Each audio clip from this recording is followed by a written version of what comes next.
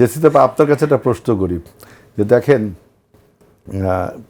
বাংলাদেশের ঈদের গ্রামে একরকম ঈদ হয়, শহরে একরকম ঈদ হয়। এখন আপনি আসলে কোথায় ঈদ কাটাতে বেশি ভালো লাগে আপনার, যে শিকড়ের টানে গ্রামের পুরনো বাড়িতে, নাকি শহরের নিজের পরিবার নিয়ে? সময়ের সঙ্গে সমাজ সংস্কৃতির জীবনযাত্রা বদলায়, এটা ঠিক, কিন্তু আপনি কি শিকড়ের টানে গ্রামে ঈদ করতে ভালোবাসেন, না এখন যেখানে থাকেন পরিবারের সবাইকে নিয়ে সেখানে ঈদ করতে ভালোবাসেন? না, গ্রাম তো ডেফিনেটলি টানে, শহরের বাইরে যেতে ইচ্ছে করে, কিন্তু ঈদের সময় সেটা যেতে হবে নট নেসেসারি। ঈদের সময় আসলে খুব নিজেকে সময় দেওয়া, ফ্যামিলিকে সময় দেওয়া, সেটা ইচ্ছে করে। আমার মনে হয় যে আমাদের এখন সব কিছু এমনভাবে কি বলবো, সবার মধ্যেই এমন একটা অবস্থা চলে এসেছে যে ঈদ থেকে শুরু করে প্রত্যেকটা অকেশনকে বাণিজ্যিক করে ফেলার একটা প্রবণতা চলে এসছে।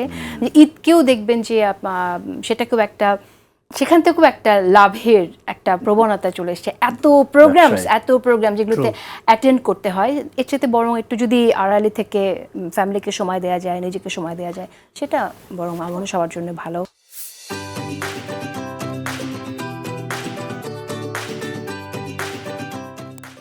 তিনজনকে যদি ছোট করে বলতেন যে দেখেন, যে আমাদের পার্শ্ববর্তী দেশ নেপালে কিন্তু আমাদের মতোই একটা পরিবর্তন এসেছিল। সেখানে জেন-জি ওরা কিন্তু এবার নির্বাচনে ওদের ল্যান্ডস্লাইড ভিক্টরি হয়েছে, তাই না? এইটা আমাদের দেশে কিন্তু আমরা অভ্যুত্থানের সমস্ত শক্তি ল্যান্ডস্লাইড ভিক্টরি হয়েছে, কিন্তু নেপালে কিন্তু একটু ব্যতিক্রম ধর্মী, শুধু জেন-জিরাই জিতেছে, আর কেউ জিতেনি। আমাদের এখানে আমরা সবাই জিতেছি, কিন্তু জেন-জি বলে যারা খাতো তাদের বিজয়টা অতটা আশানুরূপ হয়নি বলে আমাদের প্রতীয়মান হয়। আশরাফ পেসার ভাই যদি কিছু বলতেন, একটু সময় আছে। জি, একদমই ছোট করে বলি, নেপাল এবং শ্রীলঙ্কা এই দুটি উদাহরণ আমাদেরকে সাংঘাতিকভাবে ভাবায়। কেননা পাশের দুটি দেশ একই রকমের সামাজিক রাজনৈতিক অবস্থান, তারা তরুণদেরকে নিয়ে সরকার গঠন করলো এবং ল্যান্ডস্লাইড ভিক্টরি পেল, নতুন দল।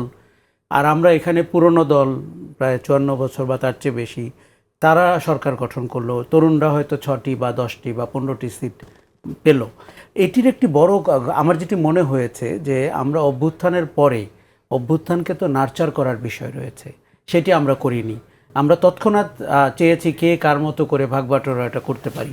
এবং যেই তরুণদের আপনি অভ্যুত্থানের সামনের কাতারে দেখেছেন, তারা কিন্তু রাজনীতিটি করতে চায়নি। তারা সেই কঠিন পথটাতে যেতে চায়নি, যেটি দিলে তারা ম্যাজিক্যাল কিছু করতে পারতো ইন দ্য ফিউচার। আর যাদের হাতে সরকারের দায়িত্ব আমরা দিয়েছি, তারাও কিন্তু অভ্যুত্থানের সাথে মানানসই কোনো সরকার হয়নি। ফলে আমাদের স্বপ্ন, আমার ধারণা, সপ্তাহখানেকের মধ্যেই চুরি হয়ে গেছে। শিশির মনির, অ্যাডভোকেট শিশির মনির যদি কিছু বলতেন।